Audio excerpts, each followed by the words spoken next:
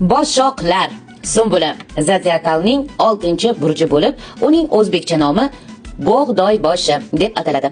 Qisqartirib uni boshoq deymiz.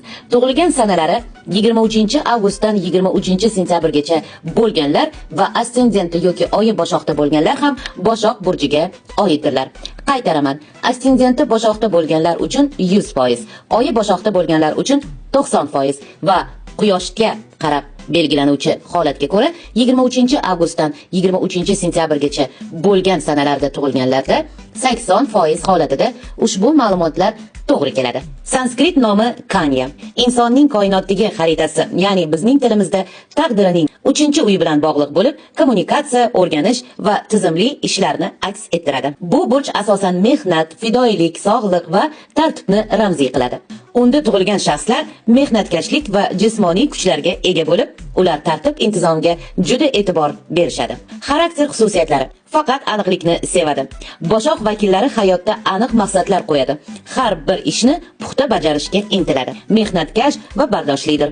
Ular har doim yuqori natijaga erishish uchun tinimsiz ishlashadi. Tartib, intizom va mas'uliyat hayotning barcha jabhalarida tartib va me'yorlarni kuzatadilar. Sog'lom turmush tarzi, sog'liq va salomatlikka yuqori e'tibor berishadi. Ko'pincha yanada ularga bog'liq faoliyatni tanlaydi. Kuchli tafakkur va tizimli yondashuv, muammolarni mantiqiy tahlil qilish va to'g'ri qaror qabul qilish qobiliyatiga egadir. Kuchli tomonlari: tadqiqotchilik va sistematik yondashuv, yuqori mas'uliyatlilik va aniq ishonchlilik, sog'liq va bardoshlilik, takomillashtirish va mukammallikni izlash, oila va do'stlarga albatta sadoqat. Zaif tomonlari: ba'zida haddan tashqari perfeksionizm bo'lishi mumkin. O'zgarishlarga qarshilik va qat'iyatchanlikdan kelib chiqqan noqulayliklar, haddan tashqari tahlil qilish va shubhalanish, o'ta ehtiyotkorlik va o'z-o'zini cheklash. Boshoq burchi Merkuriy sayyorasining ham boshqaruvchisi Budha tomonidan va ilohiy yuqori kuch Trimurtining biri Shiva energiyalari bilan bog'liqdir. Ushbu burchda tug'ilganlar tafakkur, siyosat, ilm-fan va sog'liq sohalarida muvaffaqiyatga erishishadi.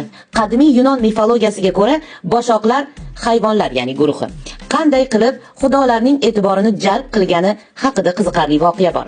Voqeaga ko'ra, o'sha davrlardan xudolar va titanlar o'rtasida katta jang bo'lgan. Titanlar kuchli va qo'rqinchli bo'lsalar-da, ular g'alaba qozonishmagan.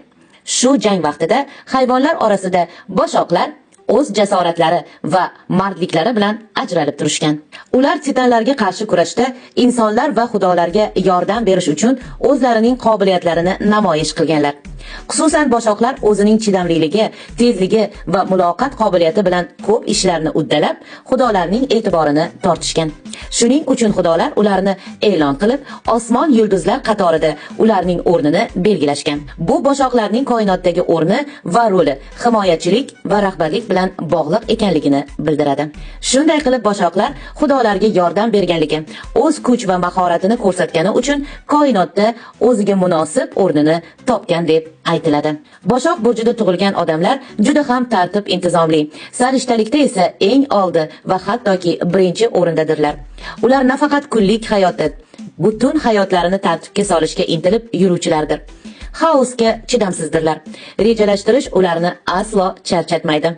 Aytganimdek, nafaqat kunlik, balki butun hayotlarini rejasini oldindan tuzib chiqadilar. Ba'zida perfeksionizmlari oshib ketib, pedantiklikka o'tib ketadilar. Ammo ular o'ta tartibli, tashkilotchi va mehnatsevar. Ular xato, kamchiliklarni nafaqat boshqalarga, hattoki o'zlariga ham kechirim berishmaydi. Markazda bo'lishni, ya'ni publistik holatlarni yaxshi ko'rishmaydi. Bu masalada arslon, egizaklar, o'qotarlar, qo'ylarni naqd qarama qarshisida turishadi. Ya'ni ular panaroqda bo'lishni afzal ko'rishadi. Boshoqlar vaqtlarini yaqin do'stlari, oilasi bilan o'tkazishni yaxshi ko'radilar va aslo gumbur tadbirlarda emas. Ular materialistdirlar. Komfortni juda sevishadi. Albatta yetishmovchilikka bardoshlari ozroqdir. Yaxshi bajaruvchilardir. Kamtarinroq ko'rinishsa-da, ammo ijodda olg'a qadam tashlay oluvchilardir.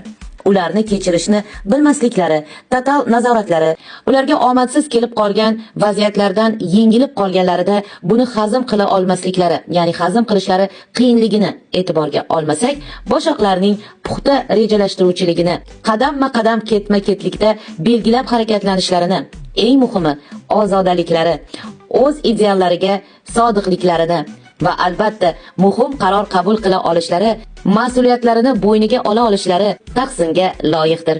Aziz boshoqlar, shuncha ijobiy xislatlaringiz bilan barchaga namuna bo'lishda bardavom bo'ling. Ammo iltimos, yon atrofdagilaringizni kechirishni ham o'rganing va biroz o'ylaning bu haqda ham. Biz barchamiz ojiz bandamiz, barchamiz Allohning kechirimiga muhtoj so'raymiz. Allohdan kechirim istab turgan jonlar qanday qilib bir-birimizni kechirmasligimiz mumkin?